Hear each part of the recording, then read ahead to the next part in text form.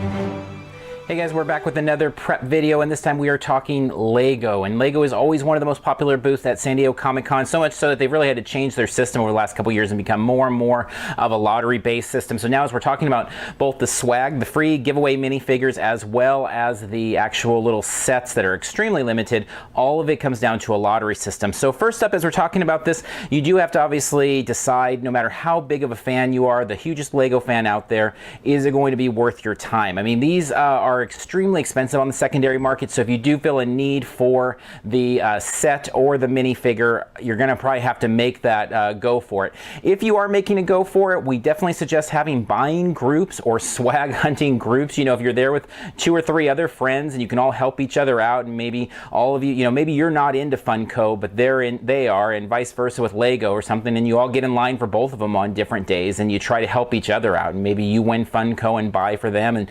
they win Lego and they buy for you. But it's a really competitive situation, and something you have to kind of plan that way. The opportunity cost, you're going to have to get up early if you're going after the exclusives. And so let's talk about that first up. Is they changed the plan last year and they moved to a lottery system. No more was the kind of circling around the booth and battling for position there and people cutting.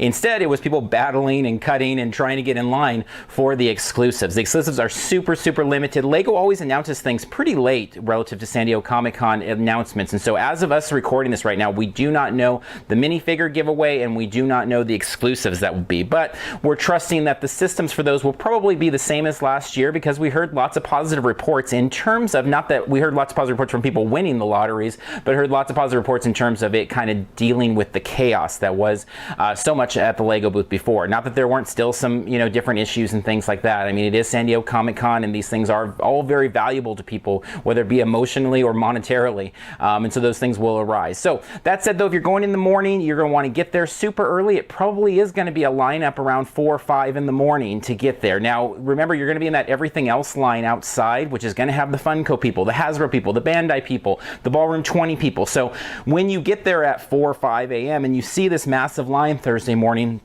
don't let it beat you down too much, because not all those people are going for Lego. You never know who's going for what until you make your way into the convention center. You'll go up the escalator, make a right into the sales pavilion, and boom, right there should be signage, volunteers, people directing you. You find that Lego giveaway booth, you move to the back of the line. Ultimately, you'll make your way to the front of the line there, and it's going to be a random shot. And we don't know, we talked about this in the Funko video, but we don't know ever with these booths what the randomization is. You know, is it a 50-50 shot at the end of the day, or how do they randomize it? All we do know is that you're not going to know for sure. You could be the 100th person in line and win. You could be the first person in line and lose, and it's all part of the opportunity cost. And it's, again, like everything with Comic-Con, from getting tickets to parking to transportation in some cases, and definitely with the hotels, it's all a lot of work and a lot of things to be considered in terms of your investment of time and money. Now let's talk about the free minifigure giveaways. That'll take place later in the day, usually around 12:30. They'll usually start a little bit early to that. You'll make your way to the sales pavilion, line up. Man, that line gets longer and longer every year. I mean, by the time 12:30 hits, you can expect the line will be not only down sales pavilion to the marina, but all the way down to the Marriott and maybe beyond. I mean, the line is insane.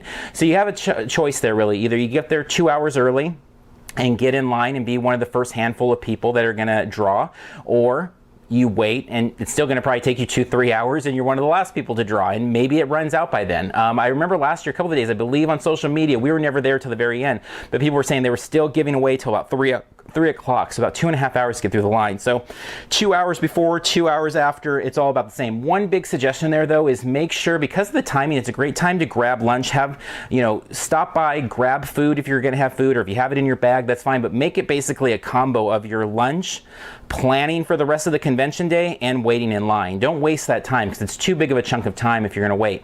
Now, in terms of making your way to the front to get that minifigure, you know, it depends. We've been in that line before, and it feels like everybody's winning, and then we've been in that line before, and it feels like nobody's winning, and we've been in that line before, and it feels like only the kids are winning, and so it's all really anecdotal. How it actually works in terms of what the odds are and stuff, not sure, but it is a decision to make, you know, and we've done it several times. I think we were there the first year they did the lottery on the minifigures, which we've got still a one of the figures we won that year from 2012, Bizarro. And he's one we always keep, really love, just Bizarro as a character. I'm sure they'll make him as a minifig for sale someday. And that's the thing about these minifigures. A lot of times they'll be made in different versions down the line.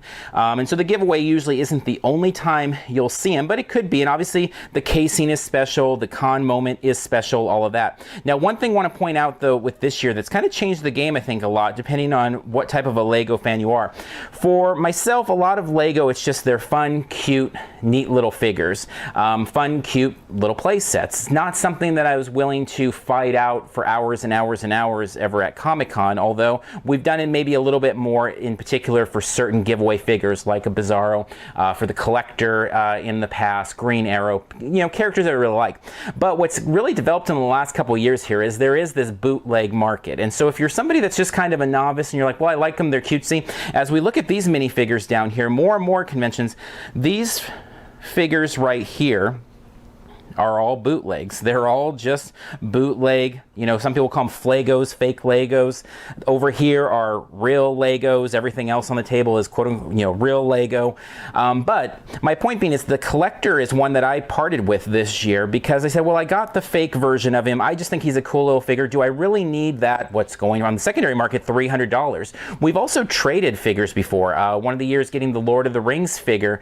Just, you know, we don't really collect Lord of the Rings Lego. We use it as trade bait. And so, you know, what there's actually available for the free giveaway or even the exclusive, sometimes it can be used as something to trade for something else. Maybe you're able to get one of those really tough to get exclusive Legos this year, Lego sets this year, and you're able to trade it for a really tough to get Funko or a really tough to get Hasbro set. Obviously, in the end, a lot of that's going to be depending on what the monetary value is on the secondary market, whether it's the convention floor or eBay. You know, if you're going to work hard to get your collector figure and it's going for $300 on eBay, you're not going to want to trade it for something that Maddie that's going for 70 bucks on eBay.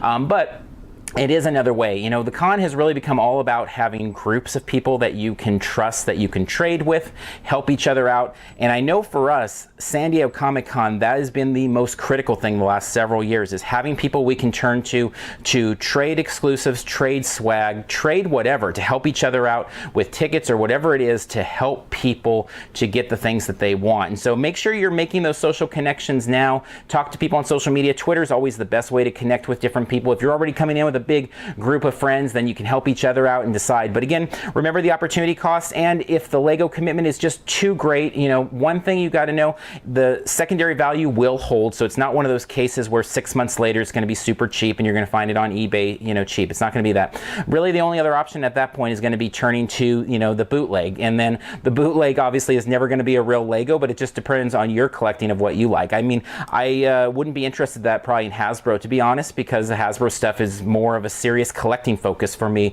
whereas Lego, it's just more fun little dioramas and things like that. But could be total opposite for you. So all decisions we have to make. It's always surprising how much philosophy comes into our choices at San Diego Comic-Con. So, all right, so we're going to wrap up here. Good luck at the Lego booth, and until next time, we'll see you in line at San Diego Comic-Con.